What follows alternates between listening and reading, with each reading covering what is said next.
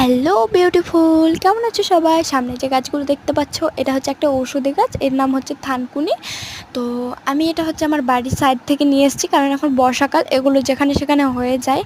তো এটা লাগানোর জন্য কিন্তু আমি আলাদাভাবে কোনো রকম মাটি রেডি করিনি। তার কারণ আমি এখানে হচ্ছে ফুলের বীজ ফেলানোর জন্য মাটি রেডি করেছিলাম। তো সেখানে ফুলের বীজ ফেলেছিলাম, বাট অতি মাত্রায় বৃষ্টির কারণে কিন্তু আমার সব বীজগুলো পচে নষ্ট হয়ে গেছে।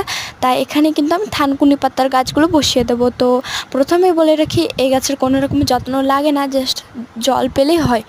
তো একটা একটা করে কিন্তু আমি বসিয়ে দিচ্ছি। এমনিতে এই গাছের একটা একটা করে রানার বেরোয় আর মাটির সাথে মিশে যায়। তো যাই হোক, এই গাছের ওষুধি গুণগুলো তোমাদের বলে দিই।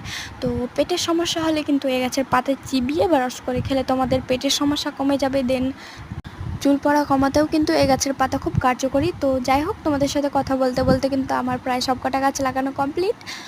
আর আমার ছাদ বাগানে কিন্তু অনেকগুলো ঔষধি গাছ লাগানোর ইচ্ছা রয়েছে। তো সেগুলো দেখার জন্য কিন্তু আমার পাশে থাকো সবাই। এমনিতে আমার ছাদ বাগানে আরও কয়েকটা ওষুধি গাছ লাগানোর ইচ্ছা রয়েছে। তো সেই ইচ্ছা তো একদিনে পূরণ হবে না, তো আস্তে আস্তে পূরণ করতে হবে। তো সেগুলো দেখার জন্য কিন্তু অবশ্যই আমার পাশে থেকো। আর আমার ছাদ বাগানে আরও 2টা ওষুধি গাছ আছে। তো চলো সেগুলোই দেখানো যাক। ফার্স্ট অফ অল এই তুলসী গাছটা, তো এই গাছের পাতা খেলে কিন্তু কাশি কমে। আর আমি এমনিতেও এই গাছের পাতা ছিঁড়ে ছিঁড়ে খাই, তো গাছের অবস্থা দেখে তো বুঝতেই পারছো। আর এই পাথরকুচি, তো এই পাথরকুচি গাছে কিন্তু একটা ভালো দিক যে গাছের গোড়া থেকে কিন্তু অনেকগুলো চারা হয়। তো যাই হোক, আজকের মতো চলি তাহলে, বাই। ভিডিও ভালো লাগলে লাইক কমেন্ট করবে।